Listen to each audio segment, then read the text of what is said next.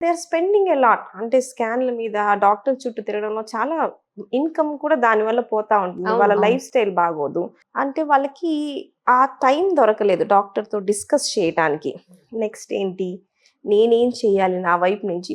వాళ్ళు డిస్కస్ చేయలేకపోతున్నారు. సో, నేననుకున్నాను నా దగ్గరొచ్చే మైగ్రేన్ పేషెంట్స్‌కైనా కూడా నేను కొన్ని వీడియోస్ తీసి, ఇట్లా తినండి, ఇట్లా చేయండి.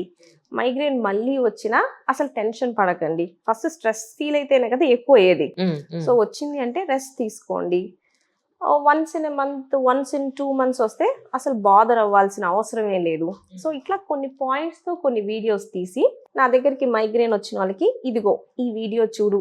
అంటే ప్రతి ఒక్కళ్ళకి అంతా ఎక్స్‌ప్లెయిన్ చేయాలంటే 15-20 మినిట్స్ అవును, చాలా పట్టేది. టైం పట్టేస్తుంది. సో, మనం ఇవ్వకపోతే వాళ్ళకి యూజ్ లేదు. నా కన్సల్టేషన్‌తో వాళ్ళకి ఎటువంటి యూజ్ లేదు. నేను అనుకున్నాను ఓకే వీడియోస్ పెడదాము. నాకొచ్చిన పేషెంట్‌కి నేను చెప్తాను. ఇది చూడు, మైగ్రేన్ ఉన్నోళ్ళకి షేర్ చెయ్యి. అట్లాగే వర్టిగో, కళ్ళు తిరగడం.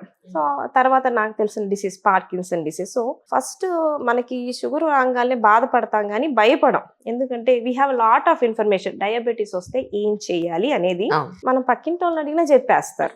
న్యూరలాజికల్ ప్రాబ్లమ్స్‌లో వాళ్ళకి ఇన్ఫర్మేషన్ లేక ఇప్పుడు ఎవరెవరో ఏదో చెప్తారు. మా ఇంట్లో వాళ్ళకు కూడా ఇట్లాగే తలనొప్పి వచ్చింది. తర్వాత వాళ్ళకి బ్రెయిన్ క్యాన్సర్ వచ్చి చచ్చిపోయారు. ఇట్లాంటివి వస్తాయన్నమాట. దాంతో వాళ్ళు భయపడతా ఉంటారు.